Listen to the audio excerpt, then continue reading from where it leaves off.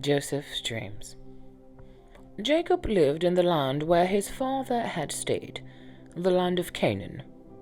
This is the account of Jacob's family line.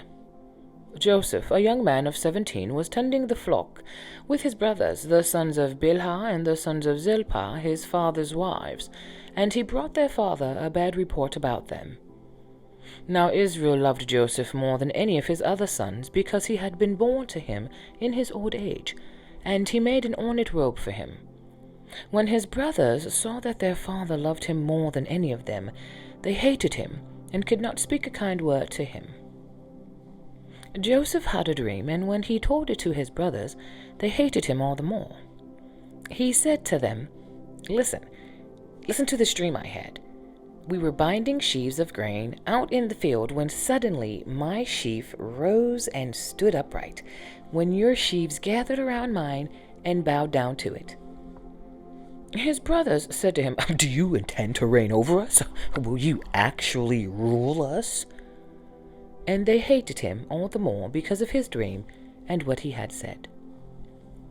Then he had another dream, and he told it to his brothers. Listen, I had another dream, and this time the sun and the moon and 11 stars were bowing down to me.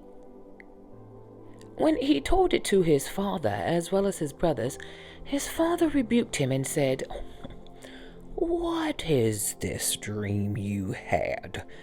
Will your mother and I and your brothers actually come and bow to the ground before you?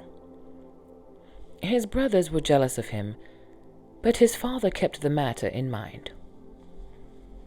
Joseph sold by his brothers. Now his brothers had gone to graze their father's flocks near Shechem, and Israel said to Joseph, As you know, your brothers are grazing the flocks near Shechem. Come, I'm going to send you to them. Very well.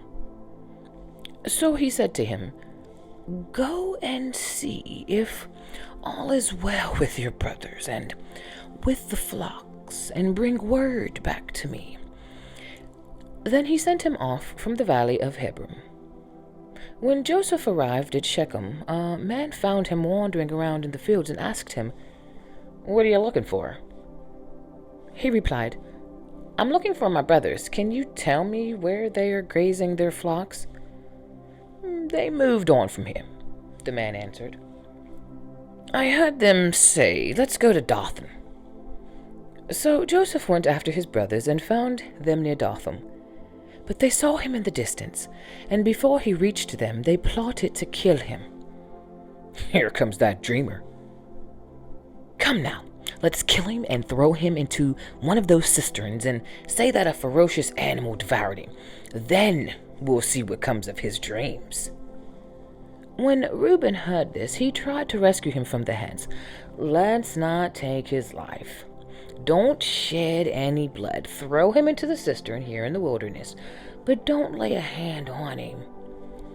Reuben said this to rescue him from them and to take him back to his father. So when Joseph came to his brothers, they stripped him of his robe, the ornate robe that he was wearing, and they took him and threw him into the cistern. The cistern was empty. There was no water in it. As they sat down to eat their meal, they looked up and saw a caravan of Ishmaelites coming from Gilead. Their camels were loaded with spices, balm, and myrrh, and they were on their way to take them down to Egypt. Judah said to his brothers, What will we gain if we kill our brother and cover up his blood? Come, let's sell him to the Ishmaelites and not lay a hand on him. After all, he is our brother, our own flesh and blood. His brothers agreed.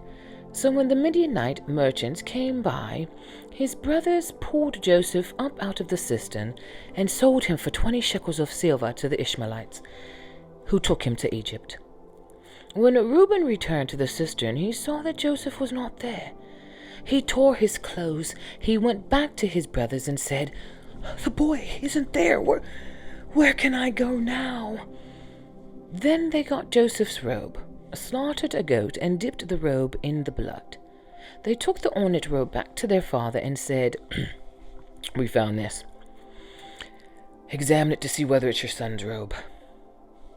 He recognized it, and he said, "It is my son's robe. Some ferocious animal devoured him. Joseph has surely been torn to pieces." Then Jacob tore his clothes, put on sackcloth, and mourned for his son many days. All his sons and daughters came to comfort him, but he refused to be comforted. "No, I will continue to mourn until I join my son in the grave." So his father wept for him.